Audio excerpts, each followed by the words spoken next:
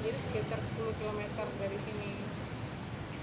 Jadi tapi saat ini memang kan seperti yang terjadi juga di daerah yang lain, itu memang tertinggal ya, istilahnya itu memang tidak berkembang. Kemudian juga bangunan-bangunan sana juga memang sudah banyak yang punah, hilang lapuk gitu kan. Jadi kalau yang di sini adalah perkembangannya 1800-an, 1860-an itu pindah ke sini, ke kota dari Labuan sana pindah ke sini gitu ya. Jadi dulunya di sana itu adalah pusat pemerintahan kerajaan Delhi ya, sekaligus waktu itu ada pembukaan lahan perkebunan 1600-an gitu ya, itu mulai ramai lahan perkebunan. Kemudian dia masuk ke dalam, perkembangannya itu ke hinterlandnya nih, bagian pedalaman dari pelabuhan tadi, karena memang labuhan itu sendiri juga lama-lama dia dangkal, kemudian tidak digunakan lagi. Dibangunlah yang sekarang pelabuhan, jadi pelabuhan internasional sekarang kan Belawan ya, seperti itu. Jadi kalau lingkup luasan zonasinya nggak gitu besar sih.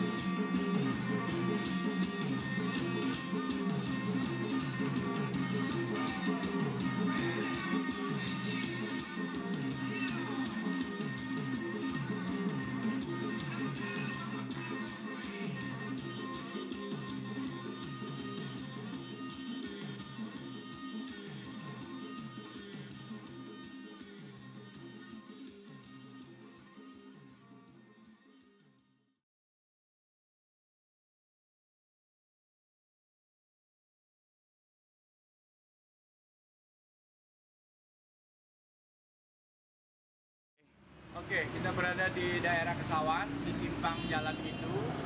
Kita melihat ada satu bangunan yang dibangun pada tahun 1920. Arsiteknya adalah yang bernama G. Bos. Dan peletakan batu pertamanya dilakukan oleh Burgermeister, jadi artinya wali kota Medan pada tahun 1919. Sampai saat ini bangunan yang dulu memang difungsikan sebagai kantor masih digunakan sebagai perkantoran dari beberapa organisasi masyarakatan. Kita bisa lihat bangunan ini hanya contoh dari salah satu bangunan tua yang masih utuh minimal di bagian luarnya di daerah Kesawan, dan kita tahu tampak bagaimana perawatan itu cenderung kurang, dan ini memang bisa dimengerti karena penggunanya adalah organisasi kemasyarakatan yang mungkin dari aspek finansial kurang begitu kuat dan sebagainya, sehingga nampak sekali tidak terawatnya bangunan ini. Sementara bagian-bagian interiornya juga kita bisa lihat dalam kondisi yang tidak secantik aslinya, walaupun pembagian ruang dan sebagainya masih seperti yang lalu. Lapangan bola ini, Iya. dulu kan masyarakat ikut sama saya, Pak Lurah tolonglah. Itu lapangan baru-baru ini aja Pak, bagus, di Babat. Murahnya tinggi-tinggi, tolonglah diapain supaya anak-anak bisa main di situ. Iya. Saya coba omongin ke DPRI, saya suratin, nggak ada tanggapan. Iya, tapi kemarin ketua PSSI Pak Arifin Johar, Iya. kan memang dia orang sini, lama-lama di sini. Pak Arifin Johar, mengajukan untuk buka sekolah bola di situ untuk anak-anak. Baru dia sisihkan kereta api. Baru dari situ mulai dibabat. Itu ingin tahu kita ya kan. Namanya apalagi kita udah di sini. Masuk ya di Jigat Sapang. Di Jigat Sapang. Iya. Saya mau berjalan mencoba minyak, Pak. Jaminan lagi dapat Pak, kalau Bapak mau berjalan mesti izin dari TV bilangnya. Oh iya, ya udah. Saya aja dia setahun setengah Pak, belum pernah saya masuk situ. Belum pernah masuk ke pinggir kereta api. Habis saya mau masuk katanya mesti ada izin dari ini, Di free. Ya udahlah, Pak. Tapi kalau bengkel kereta api bahkan anak-anak pun sebetulnya boleh loh Pak masuk. Seharusnya jadi anak-anak apalagi TK SD itu mengetahui kayak mana kereta api itu ya kan. Iya.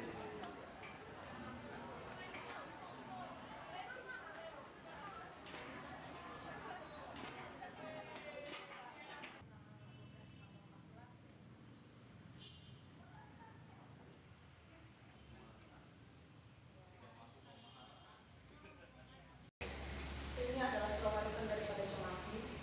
Ini sudah menjadi diterjemahkan ke dalam bahasa Indonesia. Ini ada 5 poin. Poin pertama dan poin kedua itu adalah untuk keluarga, untuk merawat kuil atau bangunan-bangunan yang didirikan oleh Comafi. Sedangkan ketiga, keempat, kelima itu adalah untuk orang banyak, untuk memberikan tunjangan kepada orang-orang miskin, orang-orang yang terkena bencana, atau orang yang memang berprestasi tapi membutuhkan banyak dana, disantuni oleh keluarga daripada Comafi. Mengenai cerita rumah ini dibuat menjadi cagar budaya, itu pada tahun 2009 rumah ini dibuka menjadi museum, dan rumah ini terdiri dari 3 bagian, bagian tengah, kiri dan kanan. Bagian tengah lah yang hanya dijadikan sebagai museum, sedangkan kiri dan kanan itu adalah rumah daripada keluarganya. Kenapa dibuka? Itu karena mengingat daripada poin-poin daripada surat wasiat yang ketiga, keempat, kelima, yaitu untuk memberikan santunan atau memberikan yang terbaik kepada masyarakat, seperti di poin 3, 4, 5. Jadi semuanya itu diberikan kebijaksanaan oleh keluarga untuk membuka ruangan ini menjadi museum, seperti boleh katakan museum, karena daripada surat wasiat.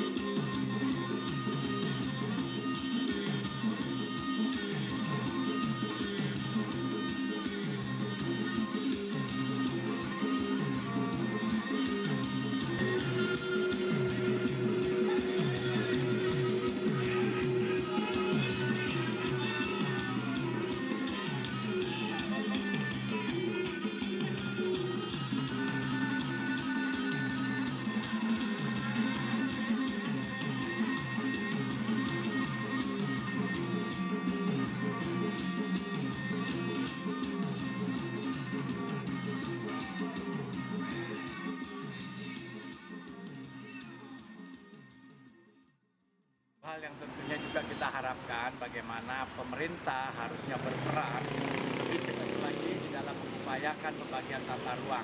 Seperti kondisi-kondisi yang ada di Kota Medan, di Kesawan khususnya, saat ini memang lebih banyak digunakan sebagai tempat bisnis. Nah, bagaimana pemerintah membuat regulasi atau membuat produk-produk hukum yang dapat mengatur sampai bagaimana para pengusaha yang menggunakan lokasi ini sebagai tempatnya berbisnis juga ikut terlibat di dalam upaya menyelamatkan atau melestarikan bangunan-bangunan kuno yang ada yang merupakan ciri dari Kota Medan sendiri.